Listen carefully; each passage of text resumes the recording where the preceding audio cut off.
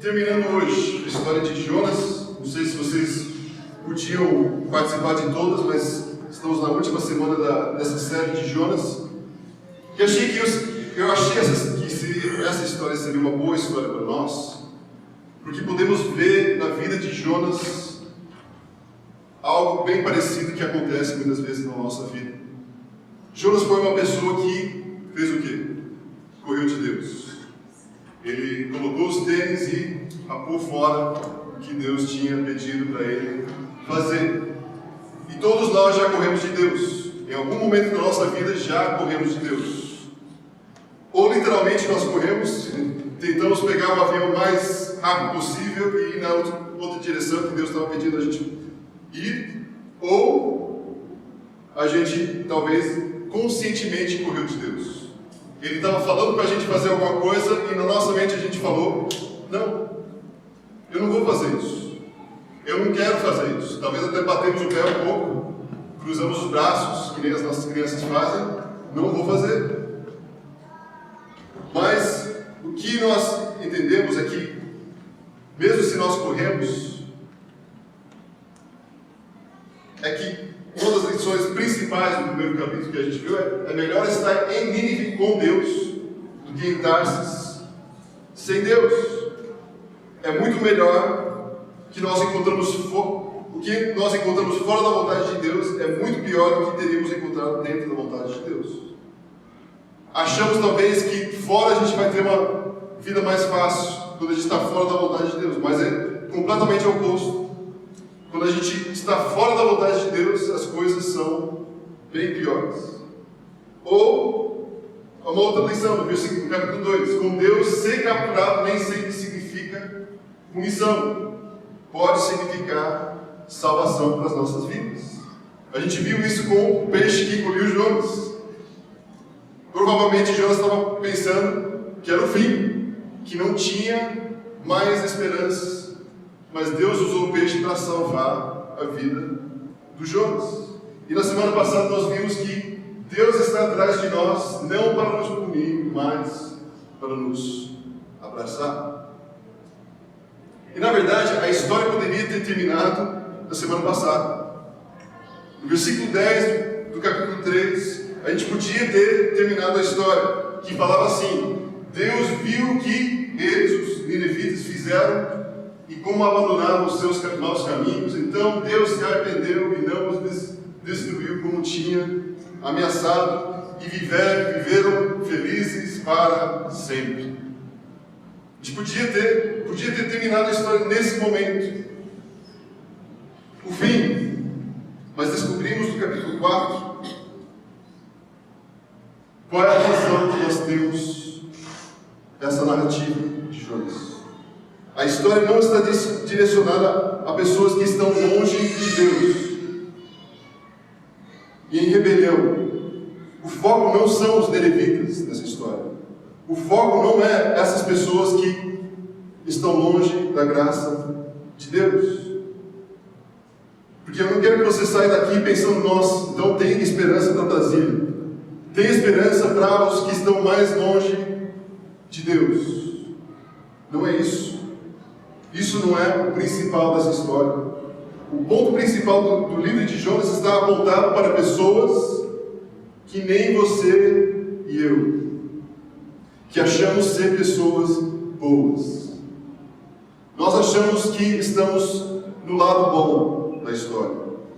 Nós somos moralmente saudáveis. Se você está visitando hoje e não é alguém que normalmente vem para a igreja, talvez você veio no dia certo. Se você acha que a igreja está cheia de pessoas que julgam as pessoas, então veio no dia certo, porque a gente vai confirmar isso. A gente vai confirmar que muitas vezes a igreja julga mais do que ama. como trocar uma fralda de bebê. Eu sou craque nisso hoje. Tá? Eu faço duas de uma levada. A Berê também é craque. É mais que eu até. Porque é como trocar uma fralda. Sabe por quê? Por fora, a fralda está perfeita, limpinho. Mas daí quando a gente tira aquelas... se fala? Alças e abre ela, o que a gente encontra? A pior situação que a gente pode encontrar. E muitas vezes a igreja, a comunidade é isso. Por fora, maravilha, muito bonito. Mas daí a gente abre ela, o que a gente encontra? Não vou falar o que a gente encontra, mas a gente encontra isso. Talvez a pior situação e a gente até não quer mexer nele. A gente afasta e fala, eu não vou mexer nessa coisa porque está difícil demais. Eu já falei isso várias vezes para Benê. Eu não vou mexer nessa porque está fora do meu padrão de poder ficar consciente. Estão rindo porque vocês já passaram por isso também, né? Eu sei. Nós vamos ver hoje um pouco do lado, talvez, ruim da igreja. Eu sei que isso não é uma coisa boa para a gente olhar.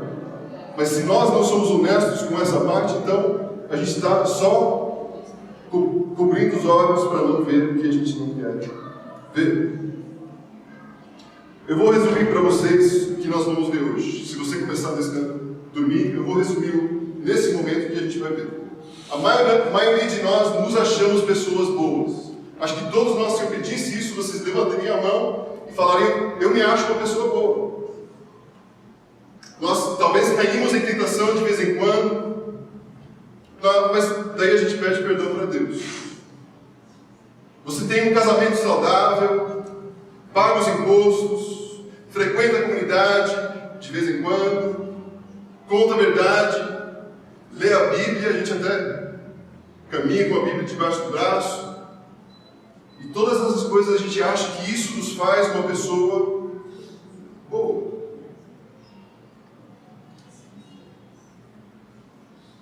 Mas mesmo que a maioria de nós temos nos rendido à vontade de Deus para as nossas vidas, de seguir as regras, a vontade moral de Deus, diretrizes, existe um círculo em cada discípulo em relação à vontade de Deus.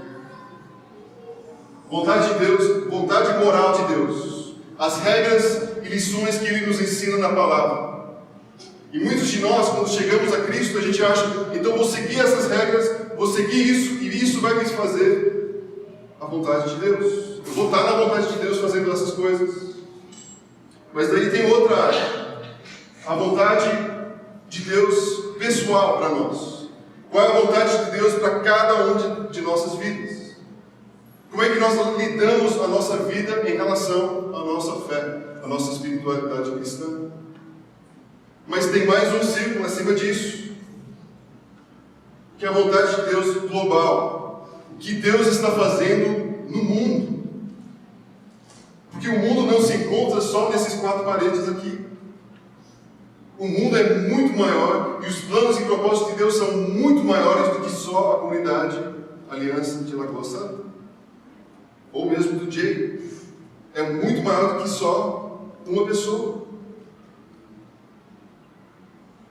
Mas mesmo assim a gente tem muita gente cristã que ainda não comprou essa ideia. Eu sigo as regras, eu sigo o que Deus me fala para fazer na minha vida, eu sigo o que é ser um bom cristão pessoalmente na minha vida, mas me pedi para me envolver com os planos de Deus no mundo. Jay, peraí. Isso é muito. Isso é demais para mim.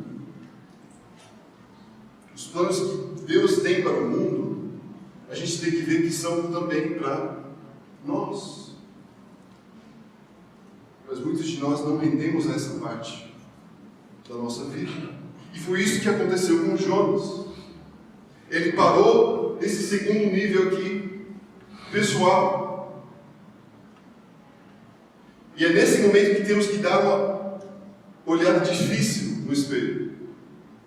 eu, você, a comunidade Aliança de Lagoa Santa, eu creio que essa aqui é a razão que muitas igrejas não têm maior impacto em suas cidades e são marginalizados, são colocados de lado. É por essa questão que muitos da sociedade perguntam: por que devo levar vocês a sério?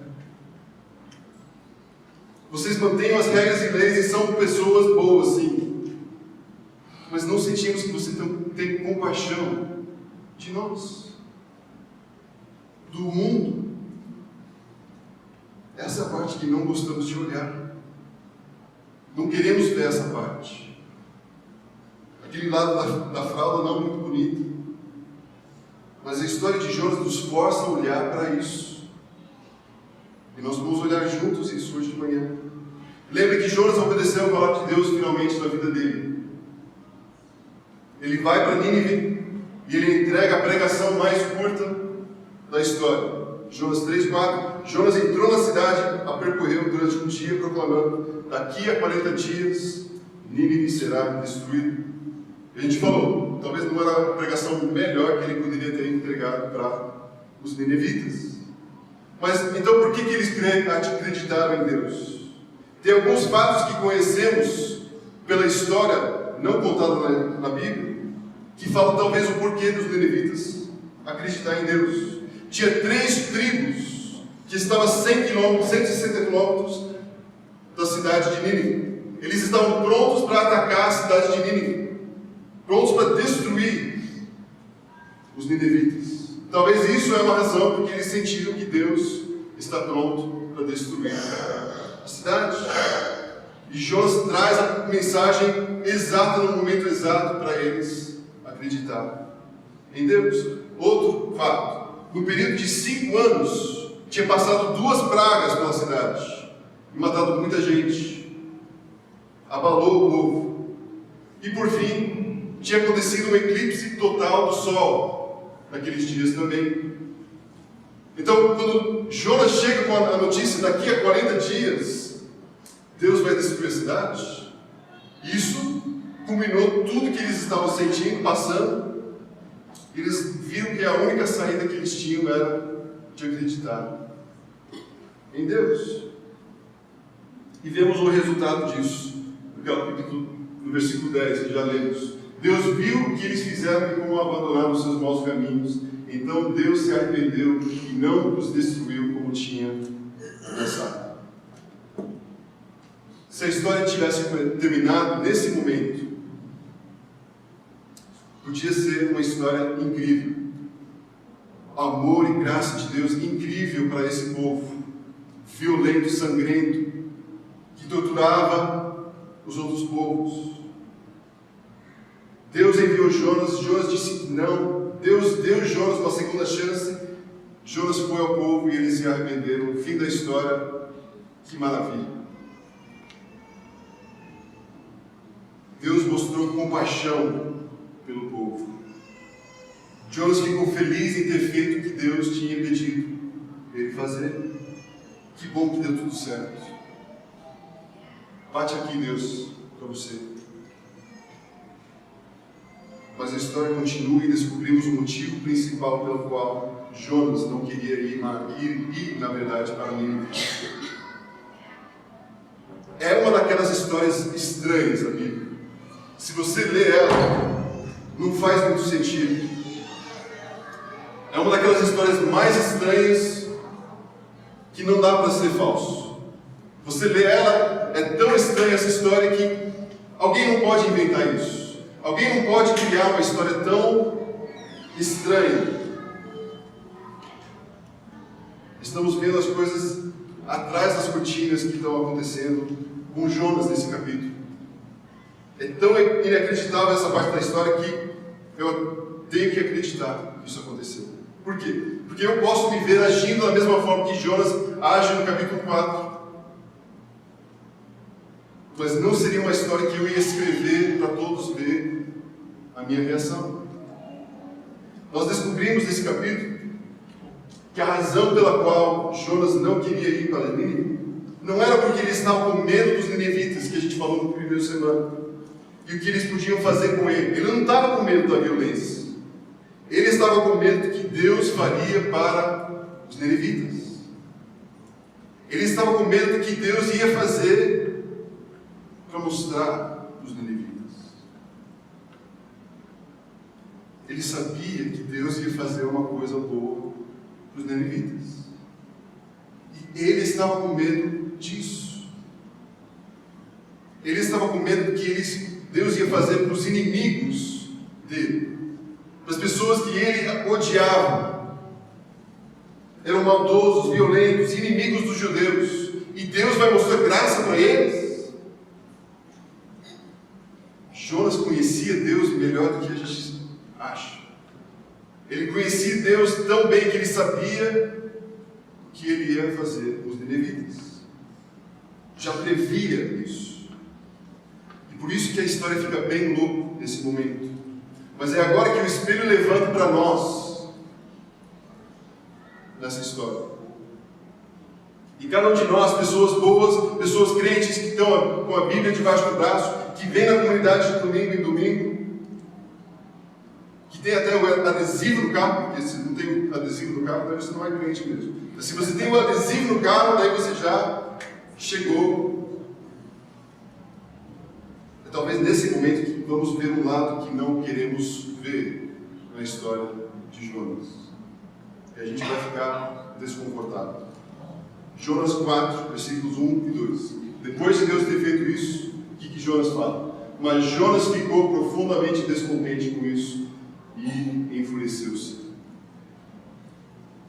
Ele ficou descontente porque não era certo que Deus agiu assim com eles. Não era certo que ele aceitou o arrependimento dos ninivitas.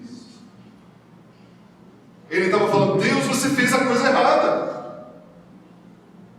Esse povo pecou e eles merecem pagar pelos seus pecados. E o que Deus fala? Jonas fala, ele orou ao Senhor: Senhor, não foi isso que eu disse quando eu ainda estava em casa? Foi por isso que eu me apressei em fugir para Tarsis. Jonas falava: não foi que eu disse? Eu sabia. Eu sabia, Deus. Se eu viesse aqui avisado esse povo, eles se arrependeriam.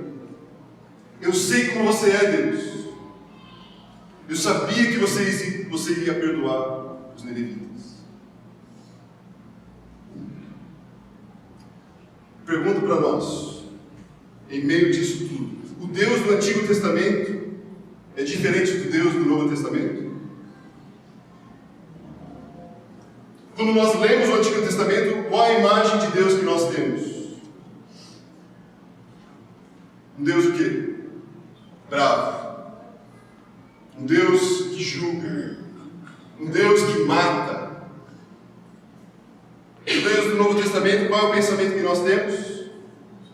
Aquele Deus paz e amor, que ama. É isso que a gente pensa. Eu já pensei assim uma vez. Essa história parece algo que nós deveríamos encontrar no Novo Testamento. Um Deus amoroso, cheio de graça, cheio de misericórdia para eles. Não no Antigo Testamento.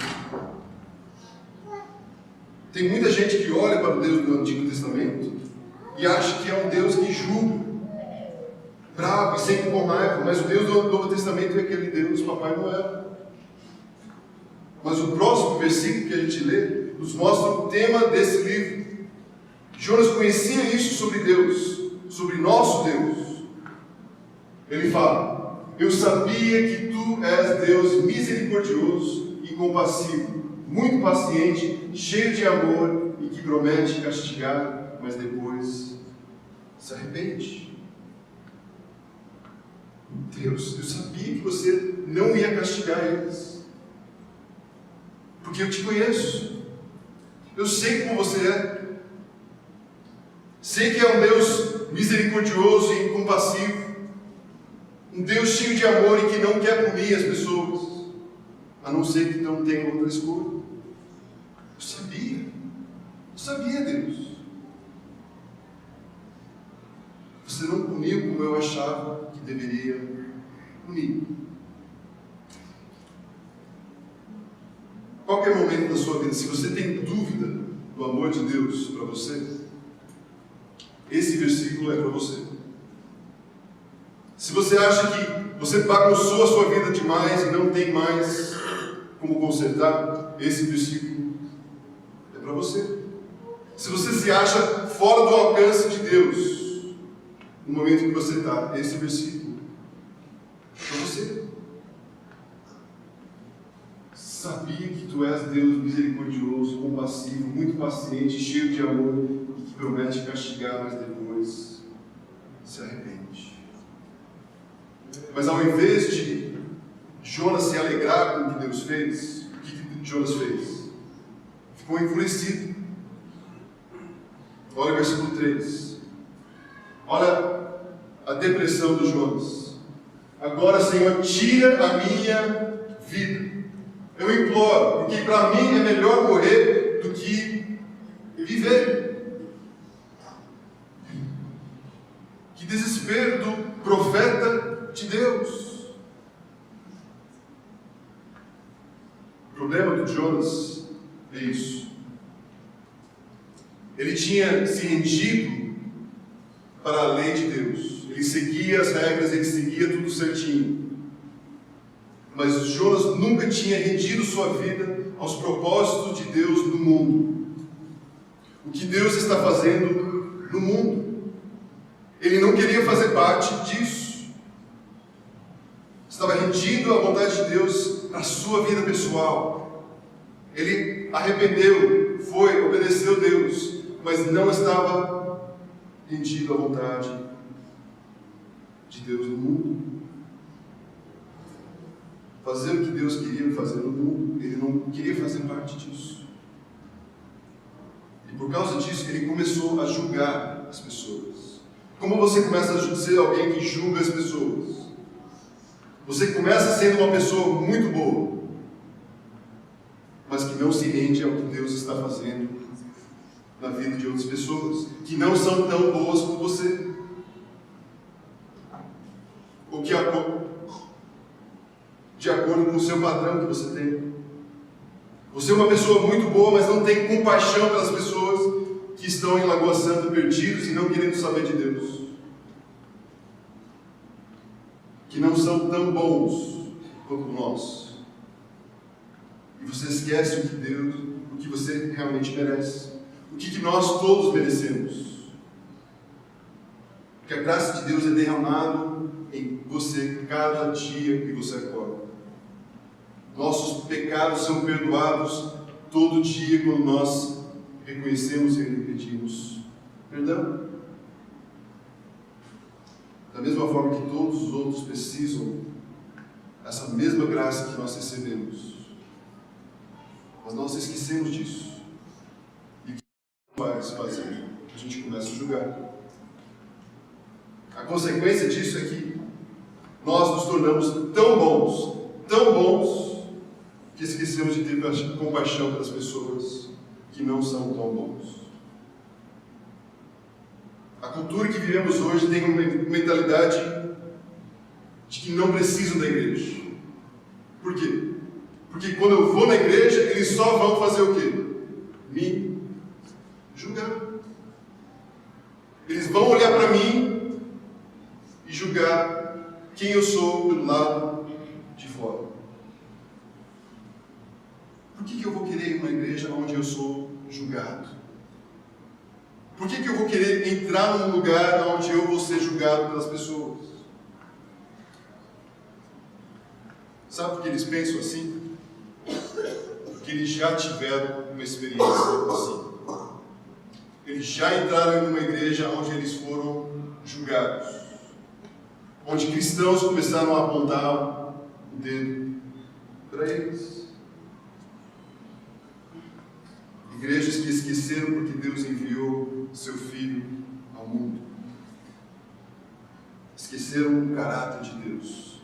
Ele é o quê? Misericordioso, compassivo, cheio de amor e não quer punir as pessoas.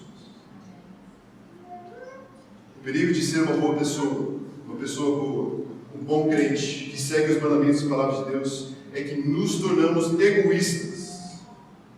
E a religião é sobre quem? Sobre mim. Sobre o Jay. A minha religião é tudo voltado para mim. Nós esquecemos os propósitos de Deus nesse mundo. Você pode estar 100% rendido à vontade de Deus para a sua vida. Mas se você não se rendeu aos propósitos de Deus nesse mundo, você está prestes a ser alguém que julga as outras pessoas. Lombadas em Lagoa Santa. Quem gosta de lombadas aqui? Cada vez mais estão colocando. Na minha rua, ele já coloca aquela placa que vai chegar a lombada e eu já estou não querendo as lombadas. As lombadas pequenas são boas, mas aquelas lombadas que parecem montanha, vocês viram esse já? Que você quase tem que parar o carro para subir ela e descer de novo. O que a lombada faz? A lombada faz, então você fica bravo. Talvez uma das coisas que faz assim, isso. Mas qual é o propósito da lombada? Diminuir a sua velocidade. Criar um obstáculo para você não ter que ir tão rápido chegar onde você quer chegar. Já pensou que talvez nós somos lombadas para as pessoas que estão chegando a Deus? Que nós obstruímos a graça de Deus que quer ir direto para aquela pessoa.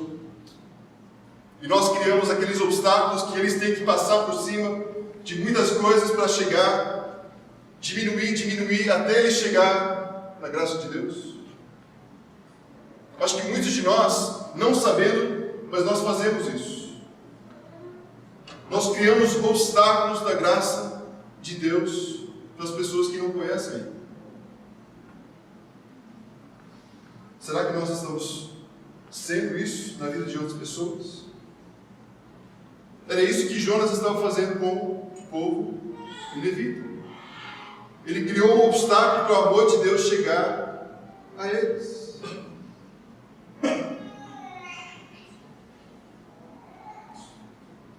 Você já se rendeu aos propósitos de Deus no mundo? Não estou falando da moralidade. Não a ser um pai melhor. Eu sei que tem muita gente que faz isso. Não a ser uma pessoa honesta. Eu sei que tem muita gente aqui que faz isso. Mas você já falou, Pai, me rendo para os teus propósitos nesse mundo? Eu quero ser usado para os teus propósitos nesse mundo. Vocês já falaram isso? Seja onde for que seja.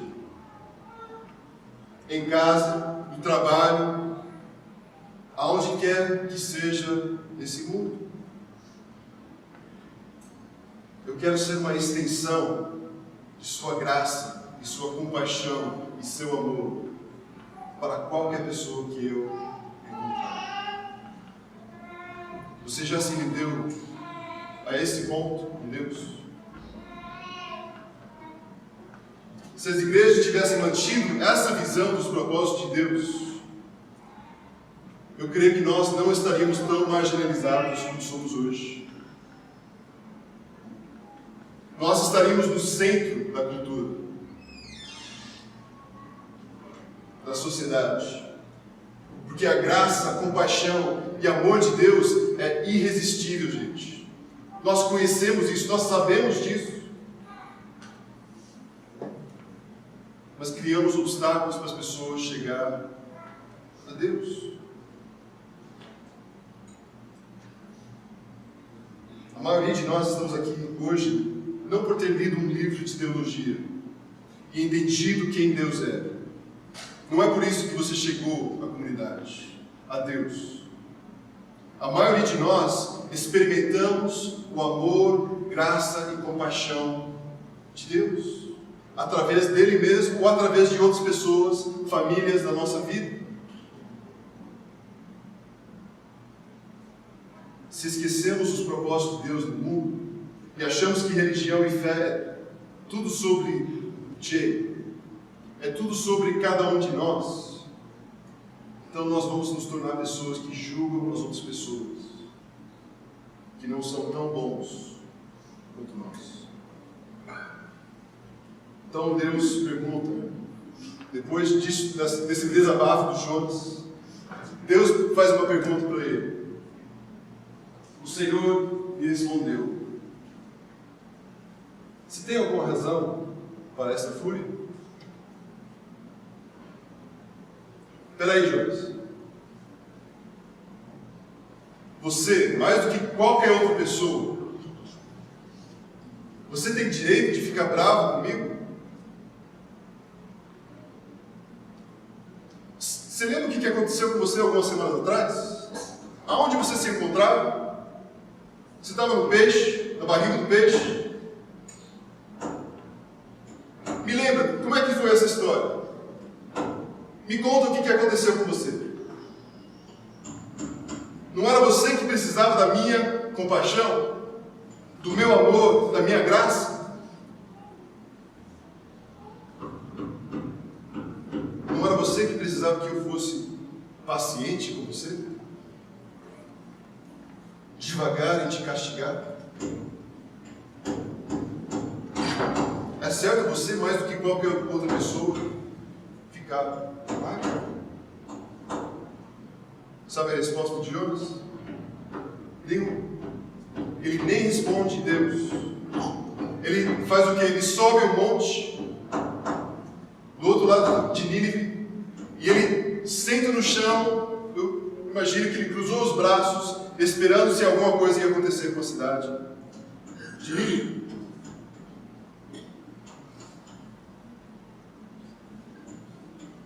Enquanto ele está sentado nesse lugar quente, a graça e amor de Deus chega novamente a ele.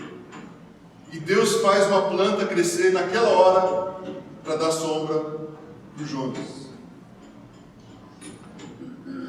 E Jonas amou essa planta. Amou com todo o seu coração essa plantinha maravilhosa. Depois Deus envia um bicho que come a raiz dessa planta e faz ela morrer. Daí o que Jonas faz? Fica enfurecido de novo com Deus. Você está vendo algo que acontece, parece que sempre nessa história? Deus mandou uma tempestade, um peixe, uma planta, um bicho, e agora Ele manda um vento do leste. Nesse lugar do mundo, quando o vento do leste começar a soprar, sobe 5 a 10 graus em menos de 30 minutos. Então o calor aumenta para Jonas. Jonas está que nem Jay de domingo, sem ventilador, sem ar-condicionado. Depois disso tudo, Deus fala de novo com Jonas. E aqui que nós encontramos o moral da história, onde nós todos precisamos olhar para as nossas próprias vidas e fazer as perguntas difíceis. Mas Deus novamente disse a Jonas: você tem alguma razão para estar tão furioso por causa da planta? Respondeu ele: sim, tenho. Estou furioso a ponto de querer morrer por causa dessa plantinha. Que planta desgraçada! Tirou toda a minha sombra. Que bicho esse! Mas o Senhor lhes disse: você tem pena dessa planta? Outras palavras, você tem compaixão, preocupação por essa planta, embora não a tenha podado, nem a tenha feito crescer. Ela nasceu numa noite e uma noite morreu. Contudo, Nínive tem mais de 120 mil pessoas que não sabem nem distinguir a mão direita da esquerda. Além de muitos rebanhos, não deveria eu ter pena dessa grande cidade? Fim. Nossa história termina aqui. Nesse momento, não tem mais um versículo depois disso. Fini. Não sei mais como falar fim, outras palavras em outras línguas. The end, tá? Em inglês para vocês.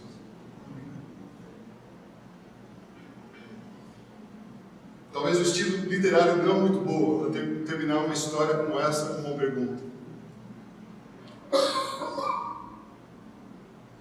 Talvez vocês podem, a gente vai orar, vocês podem ir para casa, terminou a nossa história. Pensei que seria legal a gente só fechar as luzes e cantar uma música. Mas daí eu acho que nós não íamos entender o que nós precisamos entender sobre essa história. O que Deus queria que Jonas entendesse é que ele estava preocupado com todas as coisas erradas. Jonas é um bom homem, um profeta, segue as leis, até tem um livro na Bíblia com o nome dele, até é mencionado por Jesus no Novo Testamento. Mas as preocupações do Jonas eram totalmente erradas. Não refletiam o quê? As preocupações de Deus. Jonas sabe sobre o que eu tenho preocupação, Jonas? Eu tenho preocupação sobre essa geração de pessoas em Nínive. Jonas, quais são suas preocupações? A minha plantinha. Meu conforto estava muito quente, Deus. A minha sombra que eu preciso. Estou com calor, Deus. Eu não gosto daqui. Eu não queria vir para cá, Deus. Jonas, eu me preocupo com essa geração de pessoas. Quais são as suas preocupações? Jay, eu estou preocupado com as pessoas de Lagoa Santa. Quais são as suas preocupações? Sobre o que você está preocupado? Meu conforto, Deus. Está muito quente aqui.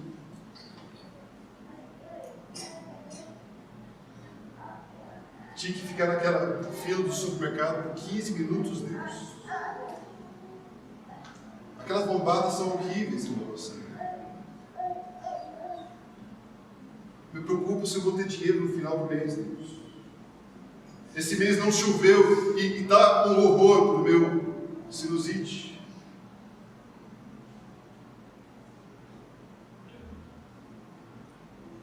E vocês?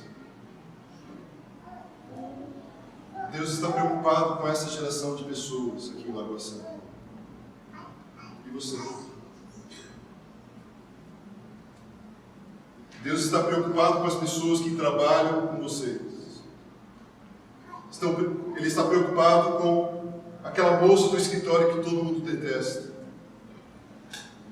Está preocupado com os seus vizinhos. Ele está preocupado com aquelas pessoas que tocam funk às meia-noite e 1 da manhã.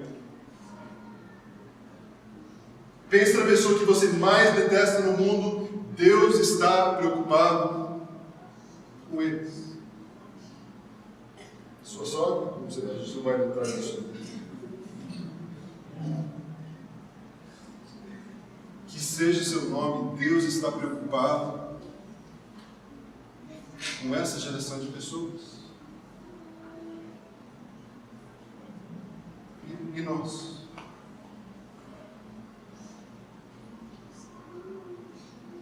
Nós estamos preocupados com a planta, talvez. Talvez outra maneira de perguntar: o que enfurece você? Jonas ficou enfurecido por causa de uma planta. E você? Sabe o que me enfurece? Pessoas que dirigem mal e me atrapalham. Que bobeira, né? que me frustra e me preocupa não é o que está acontecendo com essa geração de pessoas, muitas vezes. O que me frustra e me preocupa é o que acontece com o Jay. Quando as coisas não vão do meu jeito, aí eu fico bravo. E vocês? Também podia deixar essa pergunta e terminar. Mas isso também não seria justo. Porque vocês estão cercados de pessoas que estão preocupados sim com essa geração. Que já entenderam isso. Entenderam os propósitos de Deus, não só para a minha vida, mas para o mundo. É o motivo pelo qual nós temos pessoas da aliança com os tribos indígenas do Brasil. É por isso que nós temos pessoas no Japão, na Índia, no Portugal. Porque eles entenderam o que Deus está fazendo no mundo. Sei que alguns de vocês entendem o que Deus está fazendo, porque você doa seu tempo e dinheiro para coisas aqui na cidade. Todos vocês entenderam que Deus está preocupado com essa geração. Então, sua preocupação não é só sobre você. O que vocês podem fazer, que tem o potencial de mudar essa cidade e até o mundo, é que vocês doam primeiro o seu tempo, que é o seu bem maior que você tem. Que vocês doam sua habilidade, o talento. Cada um de vocês, eu falei isso na semana passada, cada um de vocês tem um dom, um talento que Deus quer usar. E seus recursos. E você deixa colocar essas coisas à disposição de Deus, com mãos abertas. E os propósitos dele nesse mundo. E isso sim impacta as pessoas. As pessoas são impactadas por você e pelo que Deus está fazendo através de você.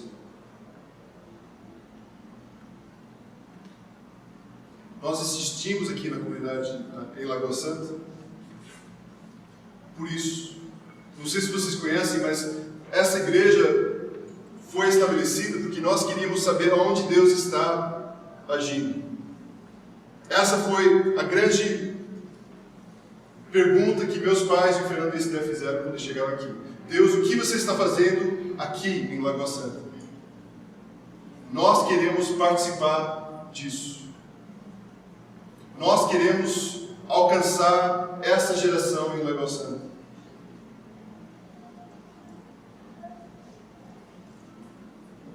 Queríamos juntar o que Deus está fazendo aqui e tirar o foco do nosso próprio umbigo. Não deveríamos pecar o pecado de Jonas.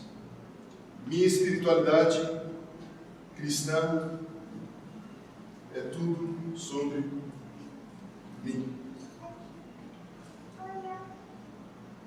Eu sei que eu vou morrer, eu vou para o céu, está garantido isso para mim. Deus cuida da minha família, a gente ora isso vez após vez. Deus faz meu negócio prosperar, Deus me dá saúde, Deus faz isso para mim, faz isso para... Eu.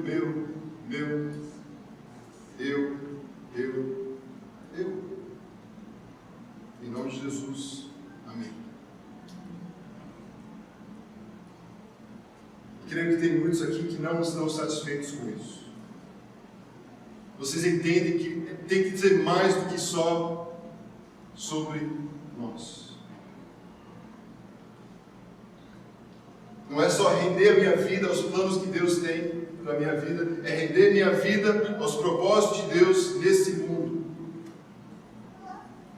Você acaba fazendo coisas diferentes, extraordinárias, para ter um impacto na vida de cada pessoa.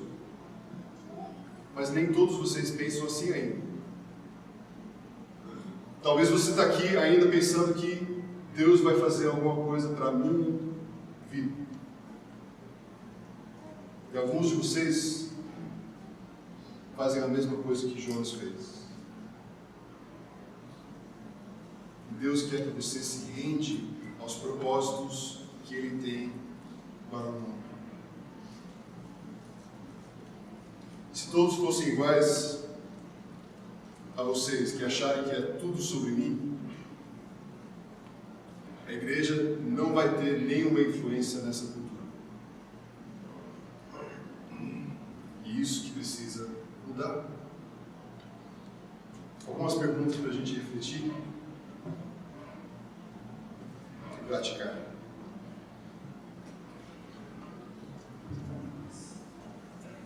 Por que você é tão apático? Você que é forte isso. Mas é a pergunta que eu tinha que fazer também para mim.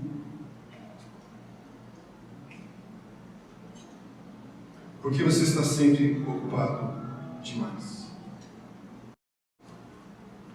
Porque cada vez que você tem a chance de servir, cada vez que você tem a chance de dar seus recursos, cada vez que você pode ajudar alguém com uma qualidade que você tem, você mesmo se convence a não fazer. Vocês já fizeram isso? Ficaram empolgados com uma oportunidade que você tem, mas você chega em casa e você começa a ter um diálogo com você mesmo. Você fica desse lado, eu devo fazer. Não, não vou fazer. Devo fazer. Você já faz. Eu não sou o único que faz isso. Né? E a gente convence a nós mesmos que não deveremos fazer.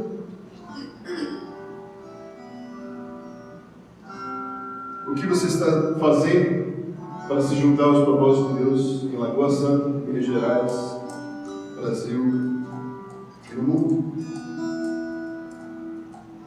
Deus quer envolver pessoas que nem você, todos vocês, para alcançar essa geração de pessoas. Nós somos parte da solução. Deus está convidando você a participar. Nós vamos fechar nosso tempo cantando uma música que já cantamos várias vezes aqui na comunidade. Mas eu quero ler as letras antes da gente cantar. Porque muitas vezes a gente canta, mas não pensa nas palavras. E quero que essa música te ajude a fazer algo agora, com o que você acabou de ouvir. As letras vão assim: todos necessitam de um amor perfeito. Todos. Não existe ninguém nessa terra que não precisa do amor perfeito de Deus. Perdão. Todos necessitam de perdão e compaixão. Seu chefe precisa experimentar o perdão de Deus. Como é que ele vai conseguir experimentar isso? Seu pai, sua mãe. E como eles vão experimentar disso se não for através de você?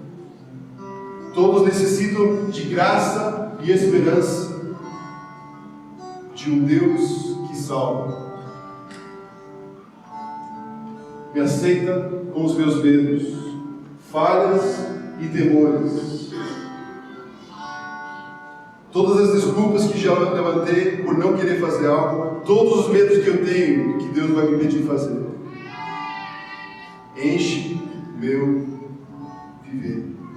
A minha vida entrego para seguir teus passos, a ti e em tu. Nosso maior potencial como comunidade Aliança não é uma pessoa, não é o Fernando, não é o Jay que vai mudar a Lagoa Santa. Não é uma figura que mostra potencial. Nosso maior potencial é um grupo de pessoas que nem nós, em missão, onde nós vivemos, trabalhamos, brincamos. E a graça, a compaixão e o amor de Deus quase se tornam irresistível para as pessoas ao nosso redor. Mas a única maneira que isso vai acontecer é para cada um de nós, os já envolvidos, os que estão lutando com isso, encontrar onde Deus está agindo com relação aos propósitos dele no mundo e querer participar disso. Se agirmos assim, Deus vai fazer para o seu mundo o que ele fez para o mundo de Ele. Vamos cantar, daí eu fecho nosso tempo em oração. Todos necessitam de um amor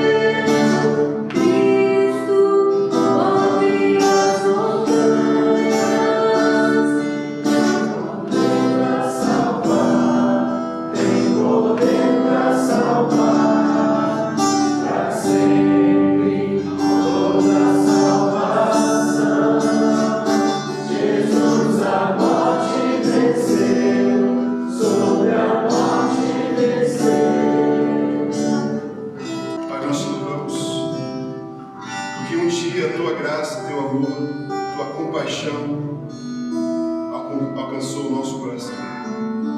Um dia nós paramos de correr do Senhor. Mas agora, Pai, nós precisamos juntar o que o Senhor está fazendo no nosso meio. Nos colocar à disposição do que o Senhor precisar. Não à disposição do Jay, não à disposição do Fernando, não dessa comunidade, mas à disposição do Senhor. Que o Senhor nos mostre cada vez mais em nossas vidas o que nós podemos fazer para alcançar essa geração de pessoas. A nossa cidade, Água Santa, com a tua graça, o teu amor, a tua misericórdia e compaixão. Que hoje, saindo daqui, nós saímos em missão do que o Senhor está fazendo. Não somente na nossa vida, mas na vida de outras pessoas. Amém. Em nome de Jesus. Cada semana eu escuto histórias de pessoas que falam: você não vai saber a conversa que eu tive essa semana com uma pessoa. Para ter essas conversas, nós precisamos estar alertos, atentos ao que Deus está fazendo. Porque sempre tem pessoas que estão buscando algo no nosso meio. E não precisamos enfiar a Bíblia na boca deles, mas precisamos ouvir o que eles estão falando e estar pronto para dar esperança, graça e amor a eles. Então que vocês essa semana façam isso. Ficam atentos, olham, ouvem, estejam prontos para mostrar a esperança que vocês têm. Deus abençoe vocês nessa semana e a gente se vê